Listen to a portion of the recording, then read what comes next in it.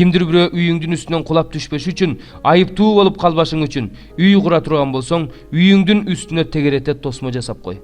Жүзүм зарыңа эки түрдүү үрөөн сеппе.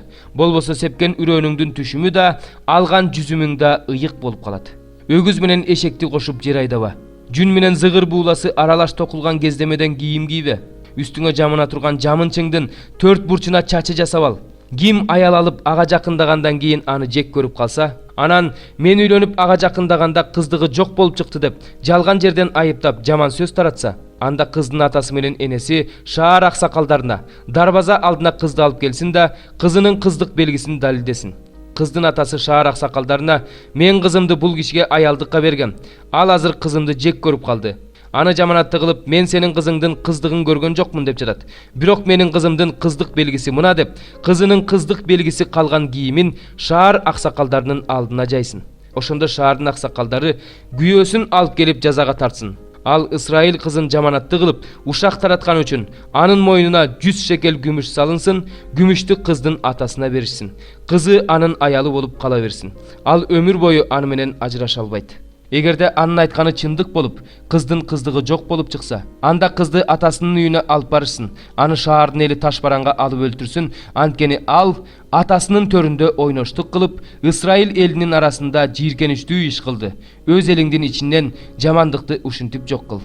Эгерде күйөөсү бар аял менен жаткан бирөө кармалса, анда экөө тең, аял менен жаткан эркек да, эркек менен жаткан аял да өлтүрүлсүн. Исраил элинин ичинен жамандыкты ушинтип жок кыл.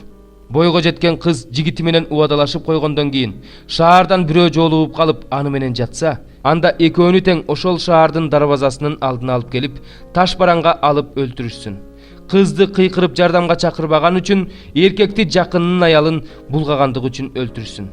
Өз элиңдин ичиндеги жамандыкты ушинтип жок кыл. Эгерде кимдир бирөө убадалашып койгон кызга талаадан жолугуп калып, аны кармап алып зордуктап койсо, анда аны зордуктап койгон эркек гана өлүм жазасына тартылсын.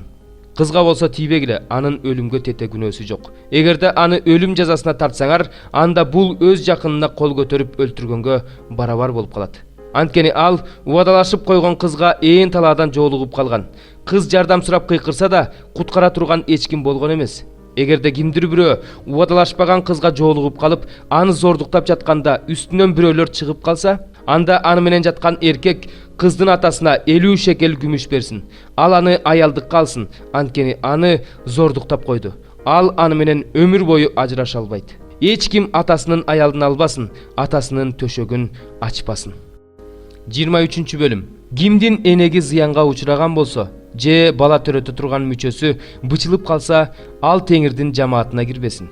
Никесиз төрөлгөн бала да Теңирдин жамаатына кирбесин. Анын 10-чу мууну да Теңирдин жамаатына кирбесин.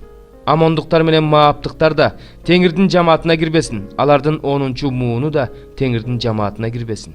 Анткени силер Мисирден чыкканда, алар силерди нан, суу менен тосуп алышкан эмес. Сени каргаш үчүн Месопотамиянын Пыторунан Беер уулу Биламды алар сага каршы жалдашкан. Бирок Кудай Теңириң Биламды уккусу келген жок. Кудай Теңириң анын каргышын батага айлантты. Анткени Кудай Теңириң сени сүйөт. Өмүрүң өткөнчө аларга тынчтык да, ийгилик да каалаба. Эдомдуктарды жек көрбө, анткени алар сенин бир туугандарың. Мисирликтерди да жек көрбө, анткени сен алардын жеринде келгин болгонсуң.